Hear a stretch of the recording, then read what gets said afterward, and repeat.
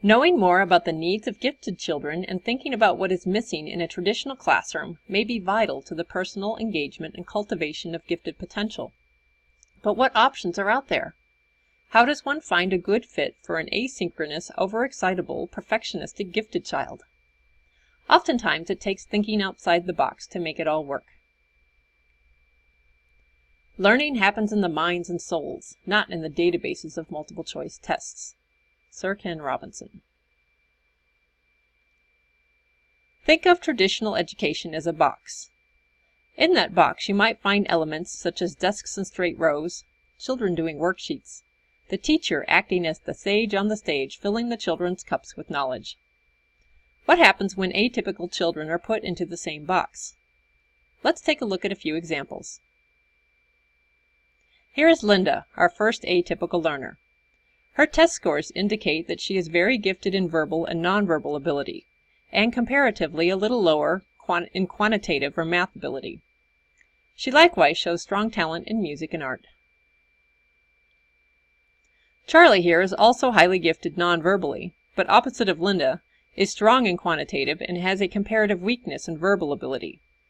Just to clarify, while his verbal score is well above average, compared to his other scores, his verbal ability is much lower.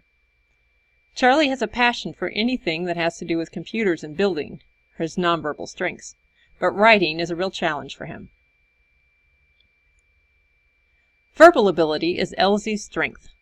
She has an additional struggle as her working memory and processing speeds are well below average.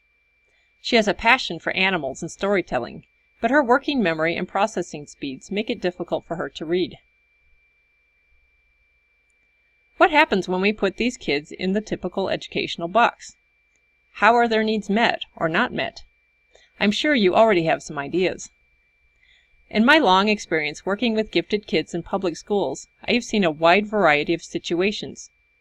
I've seen kids completely shut down due to inflexibility and unwillingness to work with the child, acting out with inappropriate behaviors, school avoidance, physical symptoms such as headaches and stomach aches, school refusal, kids going underground and masking their giftedness in order to be accepted or avoid more meaningless work, apathy and general negative attitude towards education, low self-esteem and anxiety, all things that we as parents never want to see in our children.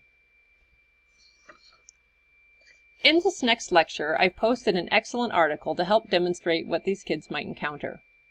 Is It a Cheetah by Stephanie Tolan presents the gifted child metaphorically as a cheetah in the zoo, unable to reach its full potential.